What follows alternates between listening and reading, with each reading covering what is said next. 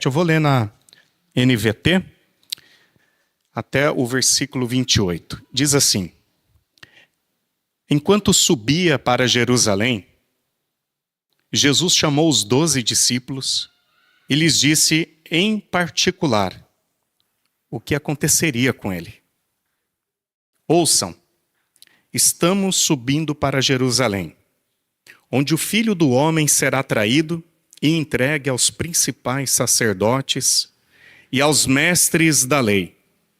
Eles o condenarão à morte e o entregarão aos gentios para que zombem dele, o açoitem e o crucifiquem. No terceiro dia, porém, ele ressuscitará. Então a mãe dos filhos de Zebedeu veio a Jesus com seus filhos. Ela se ajoelhou diante dele, a fim de lhe pedir um favor. O que você quer? Perguntou ele. Ela respondeu: Por favor, permita que no seu reino meus 2 filhos se sentem em lugares de honra ao seu lado. Um à sua direita e o outro à sua esquerda. Jesus respondeu: Vocês não sabem o que estão pedindo. São capazes de beber do cálice que estou prestes a beber? Somos, disseram eles. Então Jesus disse: De fato, vocês beberão do meu cálice. Não cabe a mim, no entanto, dizer quem se sentará à minha direita ou à minha esquerda. Meu Pai preparou esses lugares para aqueles que Ele escolheu.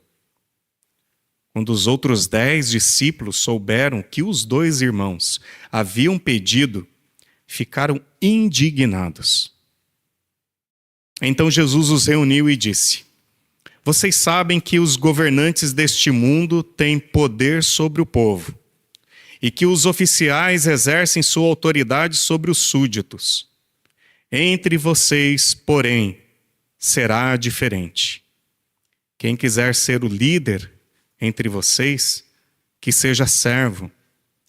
E quem quiser ser o primeiro entre vocês, que se torne escravo. Pois nem mesmo o Filho do Homem veio para ser servido, mas para servir e dar sua vida em resgate por muitos. Talvez uma das maiores alegrias da vida para cada um de nós, pais, que amamos os nossos filhos, e quem já é pai e mãe sabe o que é esta alegria de desejar o melhor para eles, né? Quem é pai aqui essa noite, quem é mãe que não deseja o melhor para os seus filhos? Nós oramos por eles. Desejamos que eles cresçam e tenham, de fato, um futuro brilhante, um futuro abençoado, que tenham uma vida próspera. Nós somos capazes de nos sacrificarmos por eles. Certamente você já fez isso, já sacrificou muito, financeiramente, o teu tempo, com teus filhos. Nós sofremos por eles, passamos talvez noites em claros pelos nossos filhos, oramos por eles. Muitas vezes nós carregamos aquelas dores que eles nem imaginam, né? Que nós enfrentamos já por eles. Nós fazemos isso pelos nossos filhos. E quando eu olho para esse texto, eu encontro aqui nesta passagem uma mãe, que talvez não seria diferente de qualquer mãe aqui essa noite, e até mesmo o pai. O texto diz que uma mãe se aproxima de Jesus para pedir algo para os seus filhos. Olha que coisa linda, né? Uma mãe que se aproxima de Jesus querendo pedir algo para os seus filhos, para os seus menininhos. Fofinhos, bonitinhos, queridinhos da mamãe, os filhinhos de Zebedeu. Mateus nos diz que era a mãe que se aproxima de Jesus. Marcos vai dizer que foi os filhos de Zebedeu que pediram para Jesus. Uma questão de percepção de cada autor. Mas é interessante que aqui Mateus faz questão de mencionar a figura da mãe se aproximando na presença de Jesus, e olha só, ela se ajoelha na presença de Jesus. Evidentemente, ela não está agindo sozinha. Ela está ali agora fazendo um pedido que é do interesse desses meninos, desses menininhos, tadinhos, umas criancinhas, né, indefesa. E ela verbaliza ali para Jesus o anseio deles, de Tiago e de João. O que é curioso nós observarmos aqui no texto é que esta mãe está pedindo algo não para duas crianças, não para dois adolescentes. Eles são homens já formados. Tiago e João, eles já haviam saído para trabalhar com o seu pai. Aliás, eles já haviam, inclusive, abandonado o emprego deles para seguir Jesus. Não se trata de jovens indefesos, inconsequentes. São homens adultos. Eles estavam já seguindo a Cristo, inclusive. E é interessante porque no contexto judaico, um menino, um homem, um filho homem, passava por alguns rituais de passagem, alguns ritos, né, de passagem, e um deles acontecia ali por volta de 12, 13 anos de idade. Eles já eram inseridos, de certa maneira, na vida adulta, muito mais cedo do que nos nossos dias. Muito mais cedo. 12, 13 anos, um menino já estava ali sendo preparado para a vida adulta, para as responsabilidades perante a lei, perante a Torá, para as responsabilidades em relação ao trabalho do pai, da família. E a vida adulta, assim, começava a ser já inserida na vida de um homem na sua adolescência. E, evidentemente, a vida familiar na época, ela acontecia muito mais unida ou junta do que hoje. Porque o trabalho dependia do trabalho familiar. Hoje, muitas vezes, os filhos vão trabalhar em outras coisas bem distintas dos pais. Naquela época, não. Muitas vezes, a maioria das vezes, os filhos se envolviam no trabalho da família, do próprio pai. Então, eles permaneciam muito mais tempo juntos. Mas isso não significava que aquele menino, aquele rapaz, na sua adolescência, não tivesse já as suas responsabilidades bem definidas. E honrar os pais era um valor também para aquela época. Mas a expectativa, aqui, nós vemos, é que um homem deva assumir responsabilidades, inclusive pelas suas próprias decisões. E isso não acontece aqui no texto. Não nesta forma que a mãe vai pedir para esses rapazes algo para Jesus. E a reação de Jesus denuncia que isso jamais deveria ter acontecido, porque Jesus, ele ouve aquela mãe, ele pergunta para ela, pois não, o que você quer? Ela pede e intercede pelos seus filhos, pede algo que é do interesse deles, é do interesse dela também. Imagina esta mãe, que alegria, né, poder ter os filhos em lugar de honra no reino de Cristo. E Jesus, ele desloca a conversa e ele vai chamar aqueles homens para a responsabilidade daquele pedido. Porque não tem a ver com o pedido de uma mãe para os seus filhos.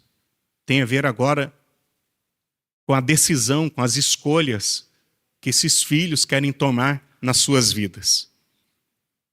Vocês podem beber o cálice que eu estou para beber? Pergunta Jesus. Veja, a pergunta de Jesus não tem nada a ver com o pedido da mãe e do interesse daqueles meninos. Rapazes, homens, né? Não tem nada a ver.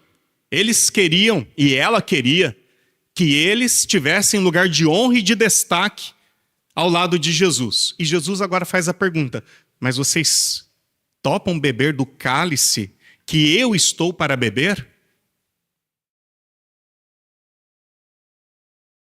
E é uma pergunta direta para eles. Porque Jesus ele não permite aqui que esses homens se escondam atrás de suas mães.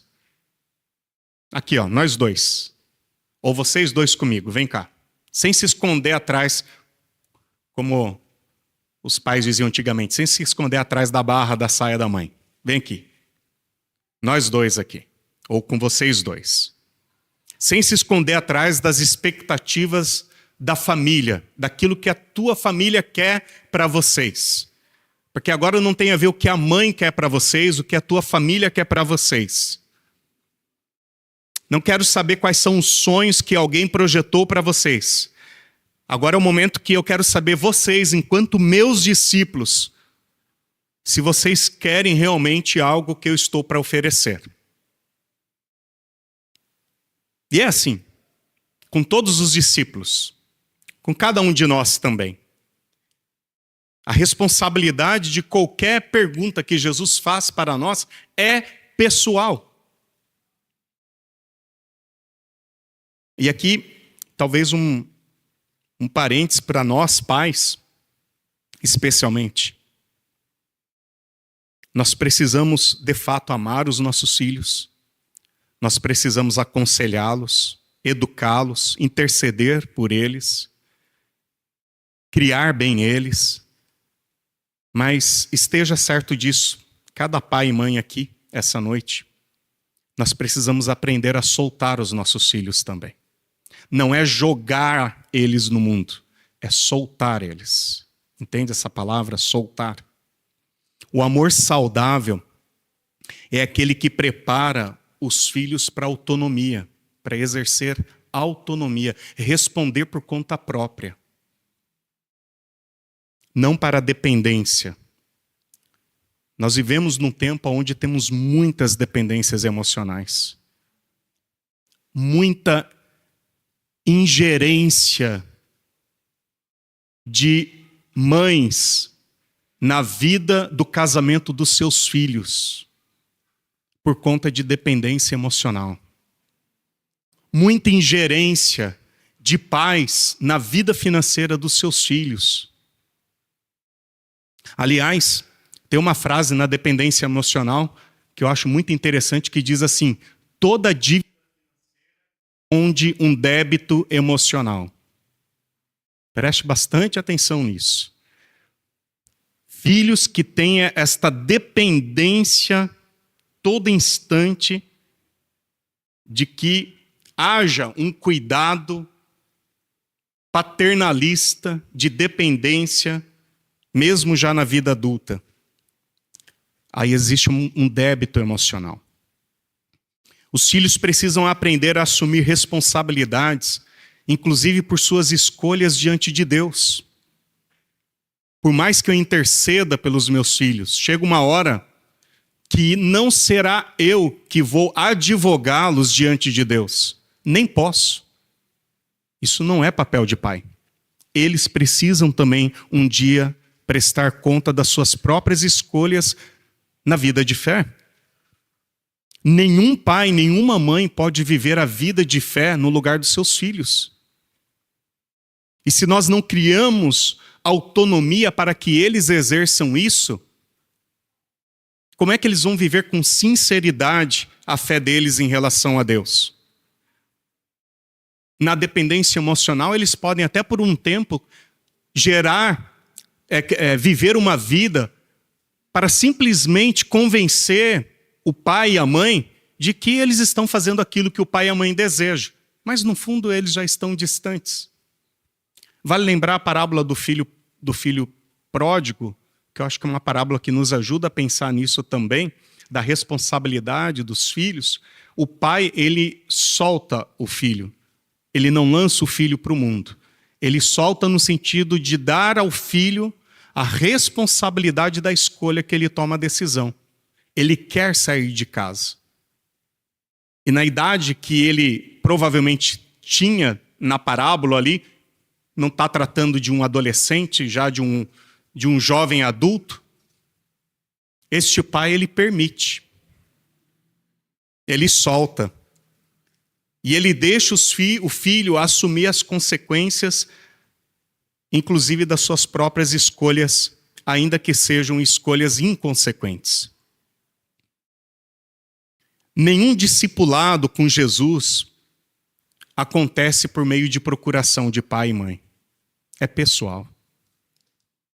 Então, em algum momento, Jesus deixa de perguntar ali à mãe e começa a perguntar para aqueles discípulos, para aqueles filhos de Zebedeu. Perguntas que Jesus fez para eles. Quem vocês dizem quem eu sou? Foi uma pergunta feita diretamente para eles. Em outro momento. Quem vocês dizem quem eu sou? Eu não quero saber o que o pai e a mãe de vocês pensa quem eu sou. Vocês. Quem vocês pensam que eu sou? Imagine a mãe de Tiago e João dizendo: Jesus, olha, o Tiago e o João, eles pensam que você é o Senhor, que você... eles te amam tanto. Não, eu quero ouvir deles. Eu quero saber deles. Uma vez, Jesus perguntou diretamente para esses discípulos, para Tiago e João: vocês querem me seguir? Ele não pediu para a mãe deles. Não pediu para o Zebedeu, para o pai deles. Perguntou para eles: vocês querem me seguir? Percebe que é uma relação de responsabilidade direta? E agora Jesus faz uma outra pergunta. Vocês estão dispostos a beber o meu cálice? Vocês já pararam para pensar que essas perguntas também um dia chegaram até nós? Quem é Jesus para você? Você quer seguir a Cristo? Você está disposto a beber do cálice de Jesus, o mesmo que ele bebeu? Naquele momento, Jesus não havia ainda tomado este cálice. E aqui é uma pergunta que Jesus vai observar a maturidade desses homens. Jesus, ele está caminhando para Jerusalém. Ele, pela terceira vez, já não é a primeira e nem a segunda, é a terceira vez que ele anuncia sua morte de forma clara. É o que lemos aqui, a partir do verso 17 até o 19. Jesus deixa claro o que vai acontecer em Jerusalém. Ele fala de cruz. Os discípulos falam de posições, ele fala de sofrimento, os discípulos aqui estão ocupados pensando em prestígios. Ele fala de morte, a mãe está falando aqui de lugar de honra, e Jesus está falando de entrega. O reino de Deus não tem nada a ver com as ambições do nosso coração. É um reino de entrega. E Tiago e João querem muito esse reino. Eles imaginam um reino parecido com o reino de Davi. Um reino que Davi conquistou, reinou com poder, com autoridade, colocou Israel no top do mundo. Eles sonham com influência, com prestígio, com reconhecimento. E eles têm ainda a mãezinha deles intercedendo em favor deles. Olha só. E o evangelho aqui de Jesus nos convida a assumir uma vida de responsabilidade diante do Senhor. Uma vida onde não dá para transferir culpas. Uma vida onde nós precisamos ser responsáveis pelos nossos próprios atos.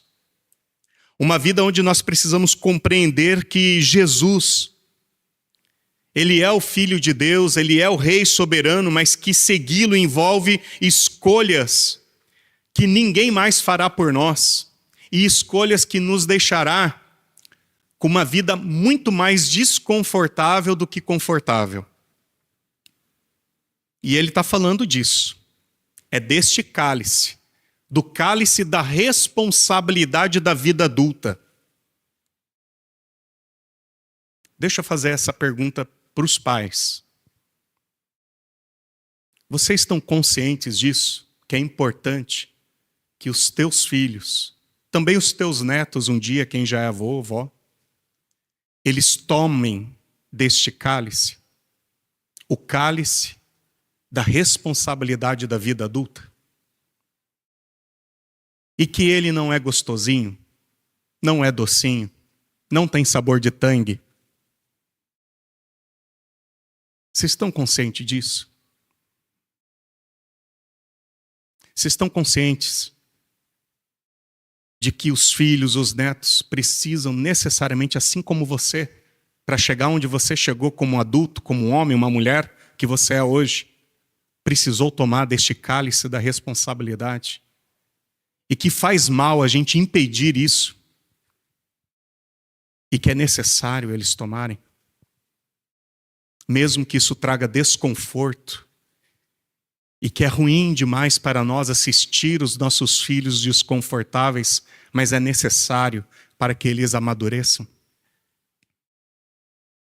Tem pensado nisso? Porque nós vivemos um tempo em que o mundo vive nesta contramão. Onde está cheio de pais, já feridos por processos de culpa e de irresponsabilidades, tentando agora poupar os seus filhos com um sentimento de culpa apenas. E adivinha só, isso não salva a vida dos filhos, isso só prejudica eles ainda mais. Porque cedo ou tarde você não estará lá. E cedo ou tarde, este cálice da responsabilidade da vida adulta, ele vai ter que tomar. Um amigo meu, Fleck, ele diz assim, chega uma hora em que a criança chora e a mamãe não está por perto. É assim mesmo. E vocês, jovens, filhos, têm pensado nisso? Em que Jesus também coloca diante de vocês a responsabilidade de tomar este cálice.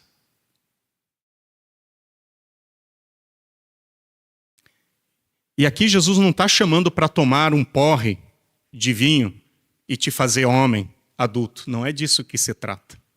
Deixa eu contextualizar para vocês. Cálice, nos tempos ali de Jesus, tomar do cálice, tinha a ver com participar de uma mesma missão, de um mesmo propósito, de um mesmo destino. Quando alguém falava, quando um rei dizia, tomem do meu cálice, tomem do mesmo propósito que o meu. Estejam comigo nesta mesma missão. Estejam comprometidos com os compromissos do meu reino. É verdade que tomar do cálice muitas vezes era um convite de participar de uma mesa de honra, de festa. Era participação de fato da mesa da festa do banquete do rei. Tomem deste cálice comigo. Venham para a festa.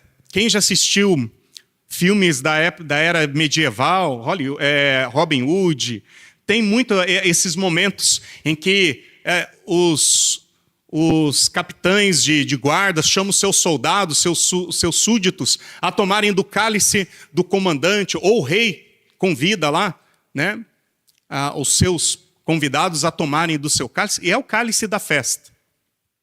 Mas adivinha só, qual é o cálice que Jesus está agora aqui oferecendo para eles? Bom, eles têm em mente a ideia de ir para Jerusalém colocar novamente Israel como um império, sair do jugo de Roma e voltar a ser uma nação soberana. Eles têm em mente a ideia de Jesus, uma vez que está curando cegos, surdos, leprosos, estava andando sobre o mar, fazendo tantos milagres e prodígios, comprovando a sua natureza messiânica, eles estão convencidos. Jesus agora vai para Jerusalém? Gente, é a entrada triunfal. Vocês sabem, isso acontece. Um pouquinho mais adiante, Jesus ele entra em Jerusalém, a grande multidão recebe ele com festa, gritando Hosana. Bendito é o rei que vem. Então essa é a expectativa deles. E eles dizem, Jesus, que isso, Senhor? Que honra! Claro que a gente quer e estamos preparados para tomar deste cálice. Que honra! Queremos muito. Queremos, Senhor, queremos. E eu fico imaginando aquela mãe assim, com os olhos brilhando, sorrindo. Ai, que bonito, Jesus ofereceu o cálice da festa do rei. E eles aceitaram, eles estão prontos. Cuti-cuti da mamãe. Ai, vai lá, vence meu filho na vida. Zebedeu, nossos filhos venceram na vida. Ah, que maravilha. Eu fui lá, eu falei com Jesus, Zebedeu. Você não sabe da maior. Me ajoelhei lá na presença dele e falei: ai, Jesus, queria tanto ver os meus menininhos no teu reino, um à tua direita, outro à tua esquerda. E Zebedeu, não é que Jesus ofereceu o cálice dele? E os meninos disseram que eles estão prontos para beber. Que lindo isso. Bom, dias depois, o próprio Jesus está dizendo: Pai, se possível for. O quê? E eles disseram: a gente quer beber. Entende? Eles estão totalmente fora de sintonia, né? Não é o cálice da festa do rei. É o cálice da responsabilidade da vida adulta, da missão, da responsabilidade de viver com desconforto, de ser homem, de ser adulto. Não é de conquista, é de entrega que Jesus está falando. Não se trata de sentar ao lado do rei, mas se trata de caminhar com Jesus com a mesma disposição de servo sofredor. Vocês querem beber deste cálice? Queremos, Senhor. Bom, Jesus, ele diz para eles: então tá, se é assim que vocês querem, então do cálice eu vou dar para vocês beberem. Mas sentar do meu lado, isso é coisa... isso é outra fase da vida, é outro nível, tá? Isso é com um pai. Ele vê isso depois. É ele que escolhe quem vai sentar do lado direito ou esquerdo. Mas beber do cálice, eu vou dar para vocês beber. Pode deixar. Já que vocês querem tanto... Eu não sei, Jesus é meio irônico assim, né? Eu imagino que dentro dele ele ficava rindo assim. Já que vocês querem, eu vou dar. Tá bom. E eles tomaram. Mas eles tiveram que se preparar para tomar. Eles tiveram que enfrentar essa responsabilidade de ser um apóstolo, de ser um mártir, de ser um servo sofredor. Mas não foi naquele momento que Jesus bebeu. Eles não beberam junto com Jesus, tiveram que beber depois. Quando Jesus bebeu, eles desistiram daquele cálice. Eles descobriram, olha só, não era o cálice da festa. Vida adulta chegou, gente. E ela começa quando nós entendemos que seguir Jesus inclui desconfortos, perdas, frustrações, renúncias, momentos de solidão, decisões difíceis. Isso é viver a vida adulta, a vida cristã adulta também é assim. E nós que já somos adultos, casados, responsáveis pelos próprios boletos, contas, vocês já descobriram isso. Alguns até já faz um bom tempo. E outros já estão começando a descobrir, e é necessário que descubram mesmo. Porque é assim, gente. Seguir a Cristo envolve tudo isso. Paulo escreve para Timóteo: todos os que querem viver piedosamente em Cristo Jesus vão enfrentar desconforto, serão perseguidos. Quer viver piedosamente, quer buscar a Cristo, vai ter desconforto.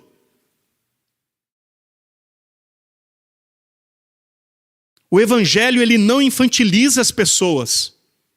O Evangelho forma homens e mulheres maduros, pessoas que aprendem a carregar responsabilidades, a assumir compromissos de serviço, de amor ao próximo, a atos de generosidade, não de egoísmo. Ensina a perdoar, ensina a assumir as suas próprias falhas, fracassos. O Evangelho não nos deixa mimados. medrosos. O Evangelho nos convida a um caminho difícil, onde nós não temos como produzir dependência na nossa vida, porque a cruz não produz dependência. Não há tempo para quem deseja carregar a sua própria cruz, viver dependente. Pelo contrário, a cruz, ela produz discípulos que estão dispostos a dizer não para a sua própria vontade. Por isso Jesus vai dizer que com vocês será diferente, porque o meu reino não é como dos reinos deste mundo. Os reinos deste mundo tem o líder que manda e tem os servos que obedecem, mas no meu reino é diferente. Quem deseja ser líder, que sirva. Quem deseja ser o primeiro, ter lugar de honra, que se torna escravo. Sabe o que Jesus está dizendo aqui? Escravo não tem vontade. Ele obedece ao seu senhor, é servo. Ele observa a vontade do seu senhor. Você tem vivido este evangelho? Nós temos vivido este evangelho, gente.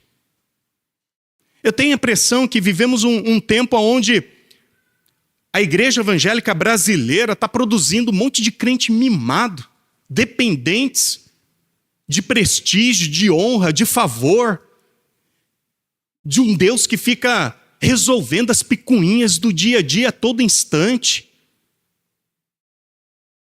que tem que trazer boleto para ungir, tem que trazer roupa para ungir, tem que trazer o cão, o gato para ungir. Meu Deus do céu, a igreja brasileira está deixando um monte de crente mimado. A gente deveria estar sendo um celeiro de missionários para o mundo. A gente deveria estar produzindo discípulos que carreguem a cruz e que estão dispostos a dar a sua vida pelo próximo. E a gente está produzindo um monte de gente que está querendo entrar triunfante em Brasília ou em Jerusalém, sabe lá onde, querendo que Jesus seja o seu rei e que tenha todo o poder e toda a glória nesse mundo. Não é assim. Nós temos o evangelho da cruz antes da glória. Quem quiser tornar-se grande entre vocês deve servir. Essa é a palavra de Jesus. E está assim, gente. E eu falo com dor, com peso no coração. Está assim. Não podemos criar gente cristã desta forma. Não podemos. Por isso, assim, os pais aqui, eu me comprometo com vocês, pais e mães. Nós precisamos assumir este compromisso de orar e interceder pelos nossos filhos, mas de estarmos dispostos a deixar os nossos filhos a beber do cálice que Jesus quer que eles bebam. Sabe qual é a implicação que isso tem? E se Jesus quiser levar o teu filho para um serviço onde ele será perseguido e talvez até morto? Você não precisa estar feliz e dizer, Senhor, eu fico tão feliz de dar meu filho para morrer por ti. Jesus não está pedindo isso. Mas você e eu estamos pelo menos dispostos a soltá-los? A soltá-los. E tem implicações. Deixar que esses filhos casem, exerçam com responsabilidade seu papel de marido, de pai, de patrão, de funcionário, e de encorajar eles. Vai lá, filho, seja um bom marido cristão. Vai lá, filho, seja um bom pai cristão. Vai lá, filho, seja um bom empregado cristão. Vai lá, filho, seja um bom patrão cristão. E quando a gente fala bom, sabe o que a gente está dizendo com isso? Vai lá e sirva, filho, sirva. Não fique desejando o poder não, viu? Não fica querendo ser o cara não, viu? Sirva. E se Deus te abençoar com 2 túnicas, reparta uma. Se você ficar rico, abençoe quem não tem. É isso que a gente tem que fazer com os nossos filhos. É criar eles para serem bons discípulos de Jesus e não o nosso troféuzinho especial, não. Ai, olha aqui meu filho, que bonito que ele ficou do lado de Jesus. Não, eles têm que serem enviados para Cristo, para a missão de Cristo. Havia uma época que a gente assistia, Eu não vivi isso, mas a gente assistia aqueles pais que ficavam honrados de ver os seus filhos se alistando no exército e indo para a guerra. Eu achei que eles iam para a morte. E o pai todo orgulhoso, meu filho é um patriota. Hoje a gente fica desesperado se o exército chama os filhos. Meu Deus, ele vai servir, vai perder 1 ano da vida dele. Entende? E quando Jesus convocar eles, o que a gente vai pensar? Os nossos jovens aqui, vocês foram chamados para viver no desconforto, tá? O mundo não é fácil e a vida com Jesus também não é. Não é. E isso não é penalização. Isso não é punição. Ontem eu falei com os jovens na juventude. Não se sinta penalizado. Ai, nossa, mas servir Jesus é tão sacrificante assim. Nossa, eu não quero isso mais para a minha vida. Ah, então vai para o shopping, é verdade. Mas não é punição. Porque não é isso que eu vejo no jovem Timóteo, no jovem Tito, quando eles encaram o desafio de viver para Cristo. Eles veem que isso vale a pena. Eles escolheram a melhor parte. Paulo vai dizer que ele descobriu os tesouros escondidos em Cristo e que por ele vale a pena entregar tudo. Você deve ficar feliz e satisfeito em ter Jesus como tudo que você precisa. E quando Jesus é tudo que você realmente precisa, então você passa realmente a topar qualquer parada por Jesus. Mas enquanto Jesus não é tudo que você precisa, então você vai continuar sonhando essas coisas. De ter aquela casa, aquele carro, de viajar o mundo, de se tornar rico. E aí? E depois? O que vem depois? Depois que você conquistar a tua casa? Ah, eu quero mobiliar ela, deixar todos os... E depois? Ah, eu quero comprar um carro. E depois? 2. E depois? Ah, viajar o mundo. Quantas vezes? 1, 2. E depois? E depois, gente? É só isso que o mundo tem para te oferecer? Cristo tem muito mais. Você sabia disso? Mas a gente tem que estar disposto a abrir mão da nossa vida mesquinha, medíocre, e dizer sim para a melhor parte.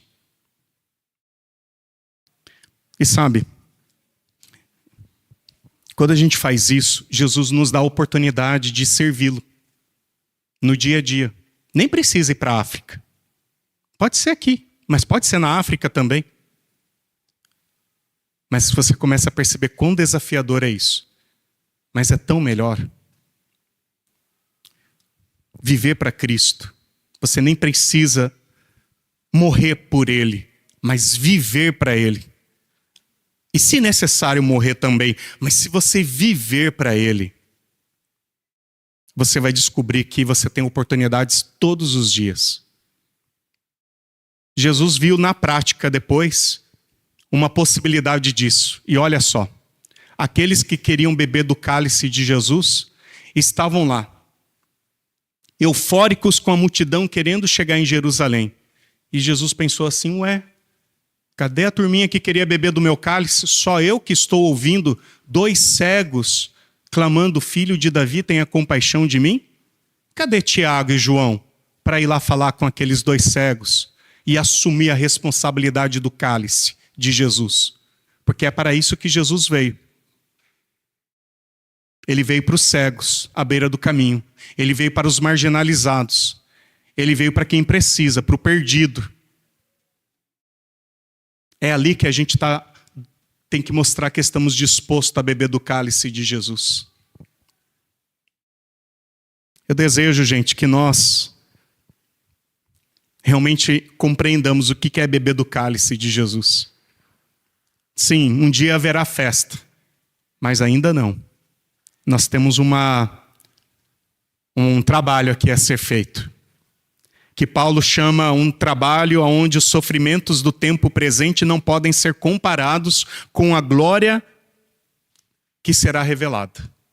Onde Paulo diz que esses sofrimentos aqui neste mundo, esse desconforto, leve e momentânea tribulação, diz Paulo, é o que produz para nós eterno peso de glória acima de toda comparação. Porque antes da glória é necessário a cruz. Quem encontrou Cristo e está disposto a tomar do cálice que Ele quer oferecer, precisa dizer: sim, Senhor, eis-me aqui. Pode contar comigo no serviço do meu rei. No serviço do meu rei sou feliz. É fácil cantar o hino, né, irmão Ari? Será que a gente está disposto a viver esse hino? Ser feliz no serviço do meu rei? Eu desejo que sim. Vamos orar? Quero convidar você a ficar de pé.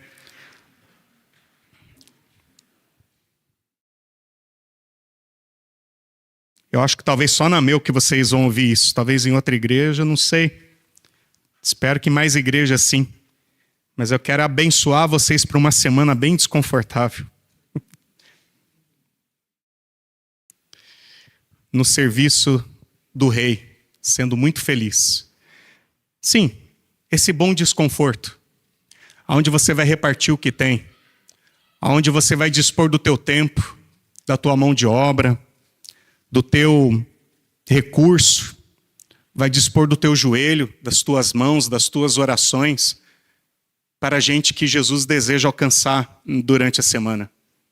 Que vocês sim, que você e eu sejamos desconfortáveis essa semana, tenhamos uma semana bem desconfortável, onde a gente tenha que abrir mão talvez de algum capricho pessoal e ver que a gente pode investir em coisas que valem mais a pena. Eu desejo que a gente tenha esse tipo de desconforto, de perceber que a nossa família não é para ser uma vitrine nossa, para a gente chamar de nossa, mas que a nossa família é para ser uma bênção nas mãos do nosso Senhor Jesus. Que tenhamos uma semana desse tipo de desconforto, para que pessoas deste mundo possam encontrar um pouquinho mais de consolo.